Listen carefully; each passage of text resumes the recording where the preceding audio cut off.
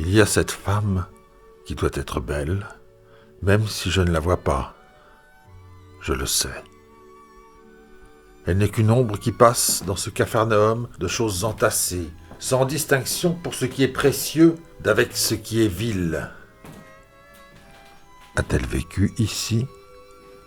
Sans doute s'y trouvait-elle bien. Je ne suis pas sûr qu'elle voie les changements, ni moi non plus d'ailleurs. Je veux dire qu'elle ne doit pas me voir, n'étant pas du même temps. Et pourtant, je l'ai déjà entendu qui parlait. Et pourtant, j'avais la certitude que c'était à moi qu'elle s'adressait. Est-ce à dire que j'étais déjà mort ? Cela pourrait expliquer le phénomène. Mais j'entends encore sa voix, à la fois décidée et affaiblie par un mal mystérieux. C'est une femme qui souffre. Elle n'est pas la seule. Je ne te dis pas cela pour moi. La douleur physique, ça peut se supporter, si ce n'est se porter, avec style, même à la fin.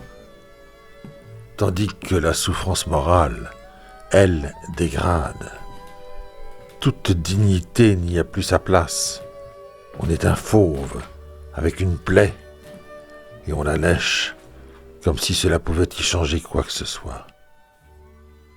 Les bêtes, les vraies, elles savent quand c'est la fin. Elles ont un courage que nous n'avons pas. Pourquoi ? Et comment voulez-vous donc que j'ai pu vous connaître ? L'ai-je une fois entendu dire.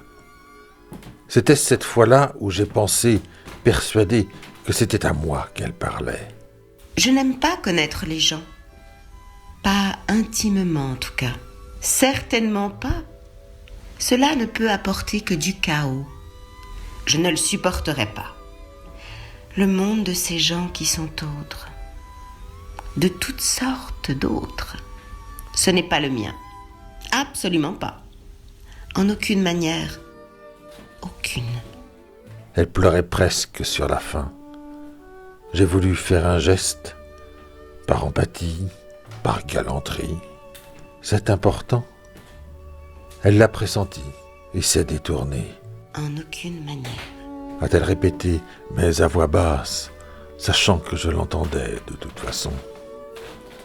Même ses pensées, c'était possible.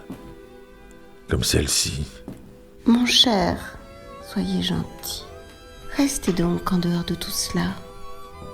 Ses réflexions muettes avaient un accent de femme du monde, duquel d'aucun accessible. À présent, elle était sortie de son passé et n'y retournerait plus. Jamais.